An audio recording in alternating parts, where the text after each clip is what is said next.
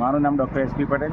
આમ તો 33 વર્ષ 1992થી લુણાવાડામાં નવજીવન હોસ્પિટલ ચલાવું છું અને 35,000 ઉપર કુટુંબની ઓપરેશન કરી આજુબાજુના સમગ્ર સેન્ટરમાં લેપ્રોસ્કોપિક સર્જનનું પ્રતિષ્ઠાભર્યું સ્થાન ધરાવું છું.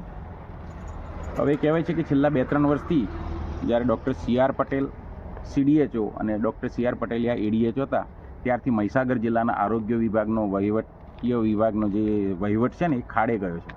અને કહેવાય છે ને કે શરૂઆતમાં અમે ઘણા બધા એમને આજ સુધી કેટલાય મેલ કર્યા, લગભગ 100 ઉપર તો મેલ કર્યા છે ને કેટલીય એમને કાગળ લખ્યા છે કે તમે આ ખોટા ડેટા કરો છો અમારા નામના અને ખોટી રીતે માહિતી આપો છો. એ સરકારમાં ભ્રષ્ટાચાર કરવા સમાન છે અને સરકારની નાણાંનો દુરુપયોગ છે. પરંતુ આજ સુધી અમને મગનું નામ મરી પાડ્યું નથી, કોઈ માહિતી નથી આપી. આરટીઆઈ એક્ટ હેઠળમાં અમે માહિતી માગીને જે માહિતી મળી એમાં અમને જાણવા મળ્યું કે ઘણું બધું ખોટું થઈ રહ્યું છે. એના અનુસંધાનમાં અમે પાછી 23/9/2025ના આજથી 4 મહિના પહેલાં તમામ માનનીય શ્રી કલેક્ટર સાહેબ, DDO સાહેબ અને બધાને નોટિસ આપી છે.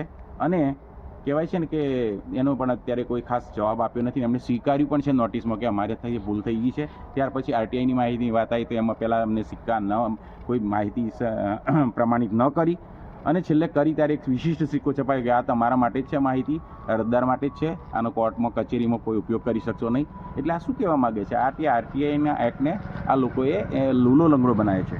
કહેવાય ને કે એને બિલકુલ આમ પ્રેમમાં વાળી દીધું છે. અને કહેવાય કે પાપ હોય ને તો છાપરે ચડીને પોકારે. એટલે આજ સુધી જે 2-3 વર્ષની અમારી CDHO અને ADHO વચ્ચેની જે અસત્યતાપણાની જે લડાઈ હતી ને એનો એક અંતિમ પીક લેવલ આવ્યું છે કે 2185 પાનાની માહિતી અને એમાં આવો જો વિશિષ્ટ સિક્કો, એટલે એક બહુ નરી જુઠ્ઠાણું હોય તો જ આવો સિક્કો મારવો પડે અને એ કાયદા વિરુદ્ધનું છે. અને આજે માનનીય DDO સાહેબને અમે રૂબરૂ મળ્યા છે, એમણે ખાતરી આપી છે કે હું આના યોગ કરી. મેં કે સાહેબ તમારી ડ્યુટી છે કે કસૂરવાર જે અધિકારીઓ છે એમની સામે કાયદાકીય અને વહીવટીય પગલાં લો, એમને નોકરીમાંથી અને સંપૂર્ણ રીતે પરમાનન્ટ બરતરફ કરીને એમની સામે ફરિયાદ નોંધાવો. અને આ પ્રકારની એમણે બાંયધરી આપી કે હું યોગ્ય કાર્યવાહી કરીશ.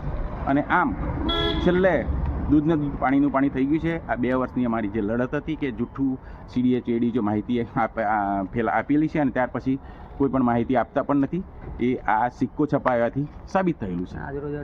અને આજ રોજ અમે આ અરજી આપી છે અને એમણે DDO સાહેબ અને કલેક્ટર સાહેબ બંનેને આ માટે યોગ્ય કરવા માટે જણાવ્યું છે એ અરજીમાં.